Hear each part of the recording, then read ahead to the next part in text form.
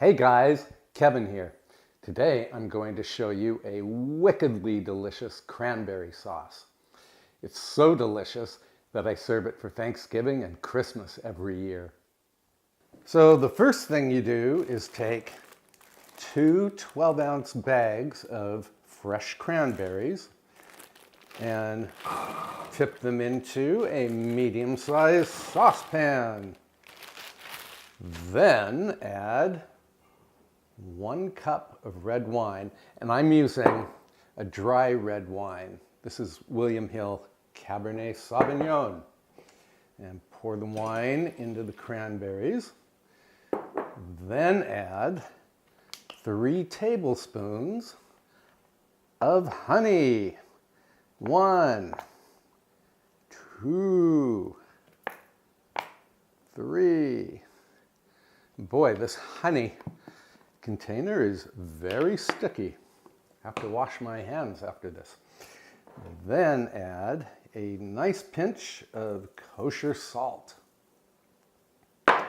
And let's see, I'm going to add brown sugar, but before I add that, I need to add some ginger. Let me get this into view.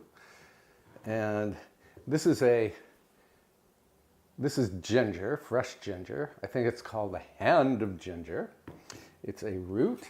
And you break off, about a 2-inch knob like this.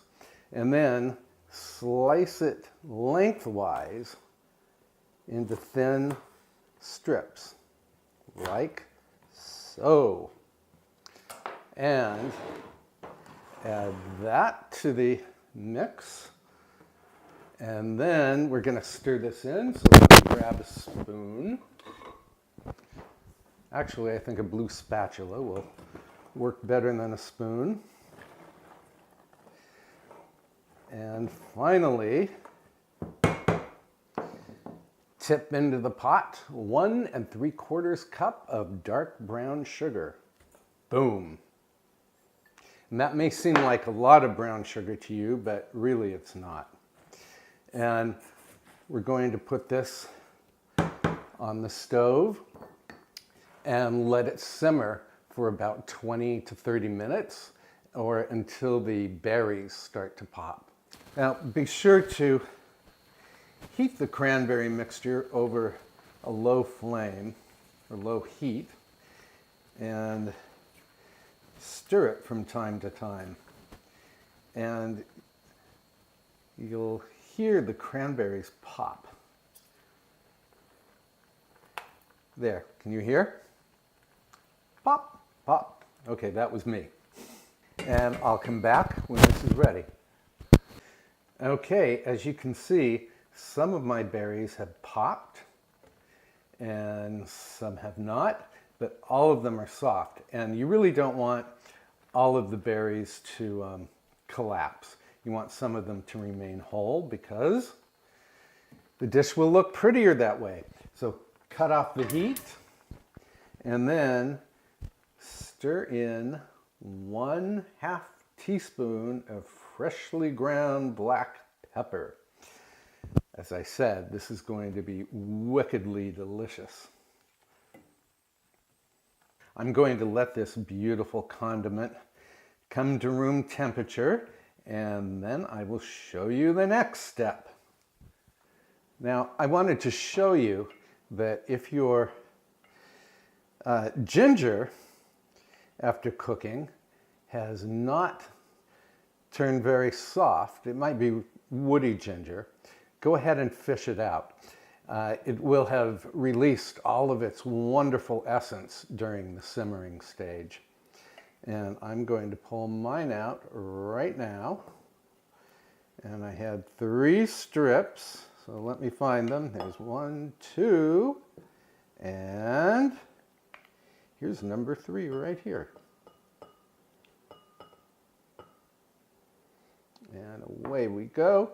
And then pour the sauce into a container. I'm using a little souffle pot.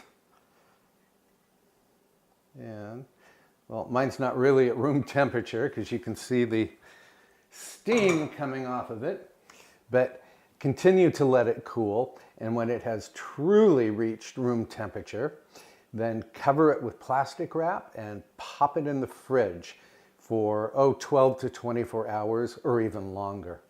And the sauce will gel up and it will be, again, absolutely delicious. It will be delicious for sandwiches, delicious with roast pork, roast chicken, roast turkey, or just all on its own.